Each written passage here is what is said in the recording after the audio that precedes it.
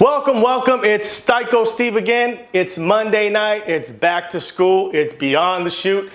And today, we're going to be grading Monday Night Raw. All the good matches, A's and B's, mediocre matches, C's, bad matches, D's and F's. And you know Raw, like Mike Hughes likes to say, this show sucks. But hey, it's Psycho Steve. I am Psycho. I'm wearing my cowboy Christmas hat. I'm wearing my BWO shirt. I got a hole in my sock right now, but who cares? The show must go on. Beyond the shoot.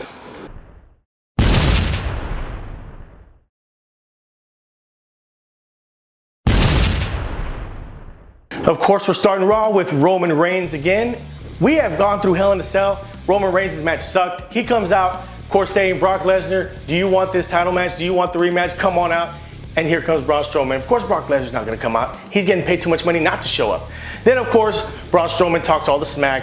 Then, of course, Corbin comes out. GM Corbin comes out and says, it's not going to happen today. Then Paul Heyman comes out. Of course, Brock Lesnar's not there, but Paul Heyman says, you know what? He signed a new contract. He's getting more money from WWE. He's getting more money from UFC, and he's going to be champion once again. This leads to Braun Strowman running Paul Heyman out of the building. But Baron Corbin stays in the ring and says, you know what? Since you're hurt, I want a match. I'm going to have a championship match tonight. I'm the GM, and I'm going to face you for the title. And it's going to happen tonight in the main event. So we have a match tonight with Baron Corbin and Roman Reigns for the Universal title. I'm giving this entire segment a C. On to the matches. We're starting out with the first match. Pretty cool match. Dean Ambrose one-on-one going up against Drew McIntyre, half of the tag team champions. They had a great tag team match last night at Hell in a Cell. This match I'm giving a B+. Dean Ambrose is a bigger guy now. Drew McIntyre is a big guy, so it was hard-hitting clotheslines here and there, and you know, they did a little bit of mat wrestling, but I like the fact that this storyline, they're doing singles matches instead of just all tag team matches. But it was an awesome ending. Dean Ambrose actually off the top rope to the outside, and he missed, knocking himself out. But he did make the 10 count. He got in at 9, but right away, the Claymore kick. Drew McIntyre, 1, 2, 3. I thought the ending was awesome, giving it a B+. Good job. Way to start the show. We're going backstage with GM Corbin. I almost called him Constable, but he's the new GM. GM Corbin, we've got Ziggler, and we've got McIntyre. McIntyre just off his win, getting congratulations. Ziggler, of course, you remember he fell onto a table from the Hell in the Cell. So he's not wanting to wrestle tonight, but Corbin says, hey, invoke your rematch clause, and if he doesn't show up, I'm going to have to call a forfeit. You're the new champion. I stripped the title. You're the new champion. And that means he goes down, and Dean Ambrose is already going down, and I'm going to take Roman Reigns down in the main event. So 1, 2, 3, we'll all win our matches. And so they agree. So that's all about the back. I'm not going to grade the backstage segments, but I thought it was important setting up all these matches for tonight, maybe 2 more championships tonight. Going back to the ring with the new tag team, you know, Chad Gable, Bobby Roode. They're actually giving Bobby Roode some time on Raw. I mean, it's kind of cool. I love Chad Gable, but it's a singles match today. He's going up against Viktor from the Ascension. They've had a little bit of dissension with the Ascension. And Connor's outside. That's a tag team partner, by the way. It's Connor and Viktor for the Ascension. I love watching Chad Gable. I'm giving this match a B+. Because I love watching him wrestle. He's a mat wrestler, he's a high flyer, and his finishing move, it's like a rolling suplex into a bridge. 1, 2, 3, he got the win today over Viktor. B+, I love Chad Gable, but I'm gonna tell you what, I see a split between Bobby Roode and Chad Gable. I don't know who's gonna be the heel, but I see the split coming pretty soon. Another small backstage segment, Seth Rollins does make it to the arena, so it's not gonna be a forfeit, but he's battered, he's beaten, he's bruised up.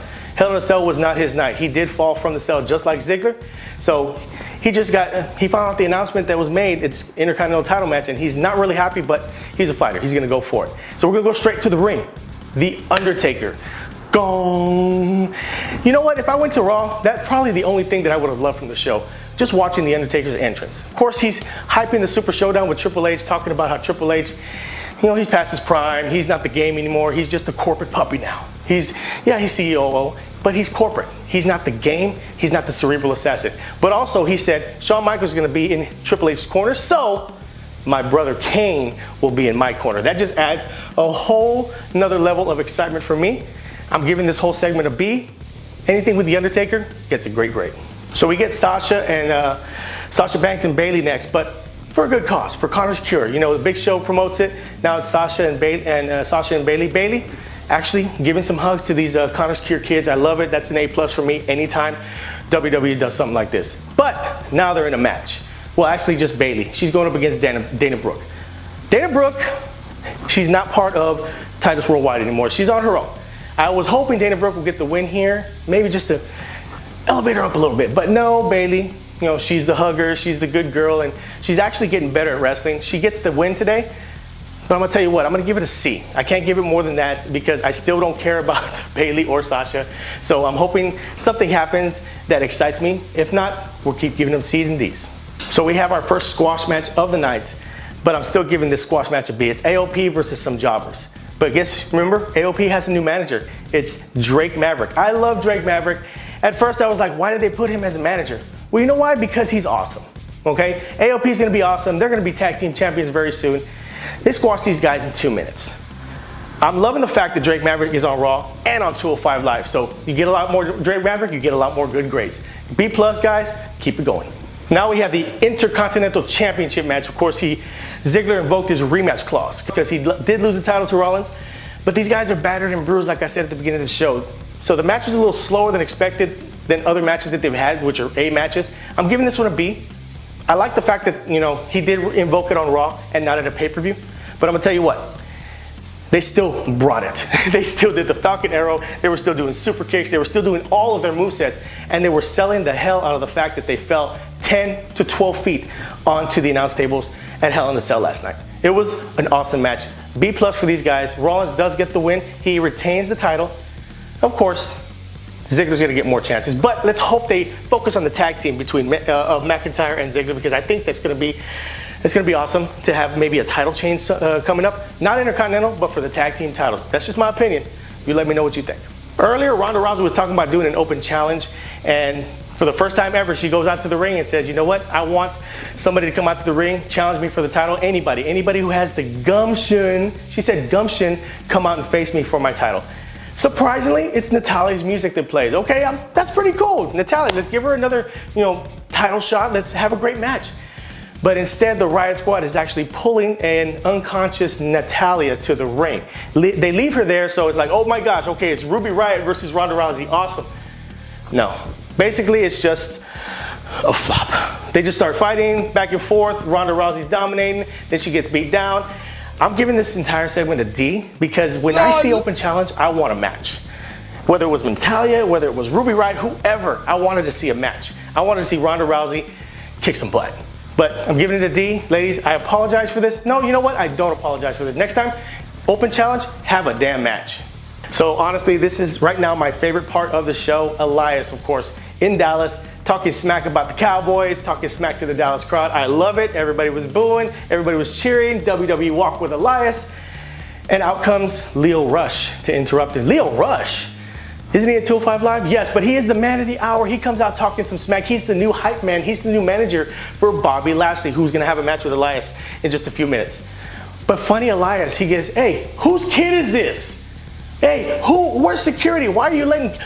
Who are these parents that let their kids get on the apron over here? I mean, walking down the aisle. It was hilarious. Everybody was laughing. Lio Rush, ha ha ha, yeah, that's awesome, blah, blah, blah. You obviously don't know who I am. I'm Lio Rush.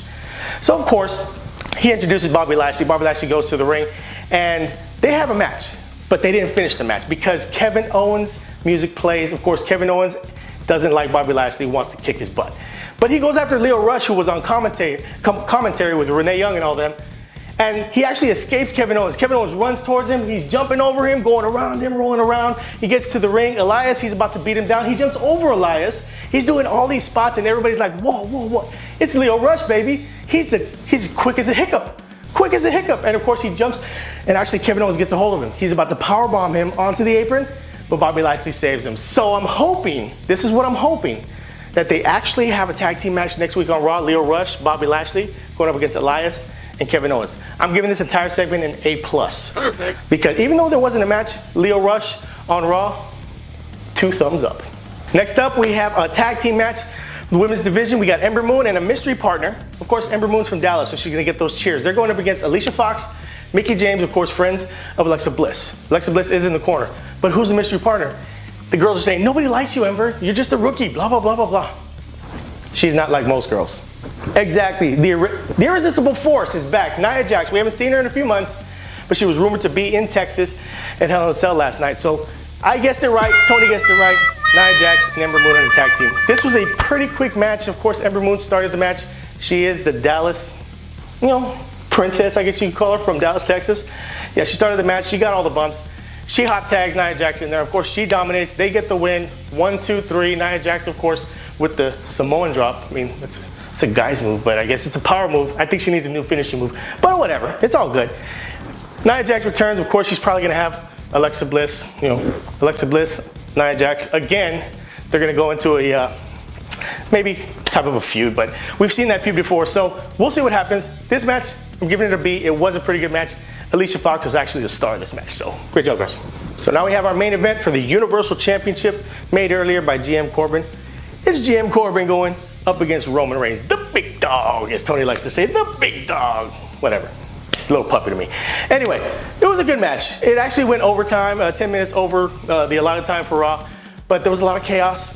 Braun Strowman, of course, comes out to his music, and he gets involved in the match because Baron Corbin got disqualified in the match, but he's the GM. So what does he do? Restart the match. It's a no disqualification match, no count out match. So of course, Braun Strowman comes in, starts beating down on Roman Reigns, but Superman punch after clothesline after Superman punch, that's all he has. That's all Roman Reigns has. All power moves, but you know what? Roman Reigns is the guy right now. He's Vince's guy. But of course, the Dogs of War, then his brothers from the Shield, then everybody gets chaotic and starts beating down everybody. One spear later, Baron Corbin goes down, 1, 2, 3. Roman Reigns is still your Universal Champion. But I think they're just setting up because of that Super Show. They're having a 6-man tag. So it's the Dogs of War going up against the Shield. I'm kind of excited for that. I thought that should have been the match at Hell in a Cell, inside of Hell in a Cell. That would have been cool. But we're going to have it at the Super Show in Melbourne, Australia. So I can't wait for that. But this match, I'm giving it a C. Not the best way to finish the show, but whatever. They gave him more than 20 minutes, so might as well be chaotic. So C. Bad job, guys. So my final grade for the show, C-. Another Raw. After Hell in a Cell, should have been a better show. I'm giving it a C-. But you know what?